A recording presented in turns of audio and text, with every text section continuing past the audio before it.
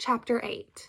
Brian flew to Minneapolis and changed to a shuttle flight to International Falls. He got in at 3 in the afternoon and found his canoe and paddles waiting at the airport. He called the bush pilot, who had a sweared on the first ring, and told him to get his gear down to the dock by a store in Rainier, a little town on Rainy Lake near International Falls. Brian took a cab to the dock with all his gear. The driver had rope to tie the canoe to the rack on top of the car.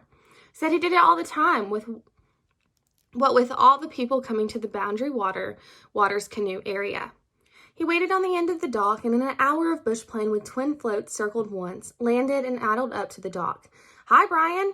The pilot jumped out and tied the plane to the dock. "Good to see you again. Just put your gear in the back seat and we'll tie your canoe on the float. Won't take a minute."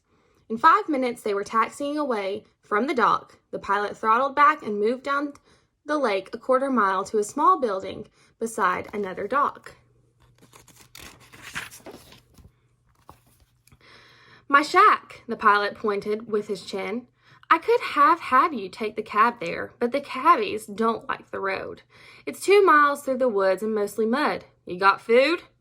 Brian had been looking at the building. "Pardon? Do you have food with you? Thing is, the 2 fishermen are coming in early in the morning. I thought you'd stay here in the shack for the night while I'll go home, but there's no food here. I've got my Jeep there and we can run and get you something if you need it." "I ate on the plane," Brian said, "and I have some stuff in the packs. I'll be fine." "Good enough." He pulled the plane delicately to the dock, climbed out on the float, and tied up the plane. "We'll be back early in the morning. I plan on leaving here at daylight 30, about 4:30. See you." And he was gone. Brian stood alone on the dock and looked at the shore. It was not woods, not yet. Here and there were cabins and docks with boats next to them. But there were thick trees and bird sounds and green. Lord, he'd forgotten how thickly green the northern forest is in the summer, and he let the sounds and the lack of noise settle over him like a blanket. He stood there for perhaps 5 minutes, relaxing. It was coming into evening. He purposely had not brought a watch or clock. They did not fit where he would be. And he had been only partially honest with the pilot. He had eaten on the plane, a tiny sandwich and some peanuts and a Coke, but he didn't have food with him. Instead, he had the ability to get food. He took his pack with the sleeping bag out of the plane and moved up to the small building. It was unlocked, and inside it was a full old engine parts and fishing gear.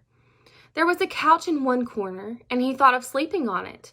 But the sky didn't look like rain, and the stink from paint cans in the corner convinced him. He would sleep away from the shack. In one pocket of the pack, he had rolls of fishing line, small sinkers, and a plastic container of hooks. He had seen many small panfish, bluegills, and sunfish by the dock when he stepped off the plane float, and he rigged a line with a hook and a sinker. Then he went into the trees, turned over a rotting log, and grabbed a half-dozen earthworms. The fish seemed starved, and in 10 minutes he'd caught 5 of them. He pulled the line, rolled it on a stick, and put it back in his pack. Then he cleaned the fish, leaving the heads on, scaled them with the back of his knife, and threw them in his smaller pot. The shore was covered with driftwood, and in moments he had a small cooking fire going near the water's edge on the small strip of sand beach. He added lake water to the pot, slapped the lid on it, and put it directly into the flames. The evening crop of mosquitoes found him, but he threw some green grass and leaves on the fire. The smoke drove them away. He sat and watched the evening sun disappear over the lake to his left and thought how truly and honestly right it felt. Once, when he didn't think he could stand being at home any longer, in the middle of the night he had taken the blanket off his bed and gone into the backyard and laid on the ground. It was almost more than he could bear to be in his room without an open window. He had to feel the air on his skin, to feel a part of the outside. That night he had lain, trying to see up in the sky to the stars. There was too much city light to see much, but he tried. Just as he tried to pretend the air in the yard was the same as the air in the woods. Now he spread his bag in the grass on the bank and lay on it.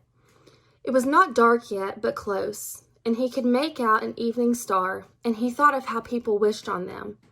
He had never done it, but now he wished he could see it again, and the next night, and the next, and the next, and always be able to see it. He smelled his fish soup. It was nearly done, and he added a couple pinches of salt from a plastic bag he had brought, and set the pot off the fire to cool a little. After 10 minutes, he took the lid off and used the tip of the knife and a spoon to peel the skin away. Then ate the tender pink meat along the backbones. He ate quickly, carefully avoiding the bones, and then drank the broth. He cleaned his pan in the lake and decided to put up his tent to avoid the night bugs. He'd brought a small 2-man tent.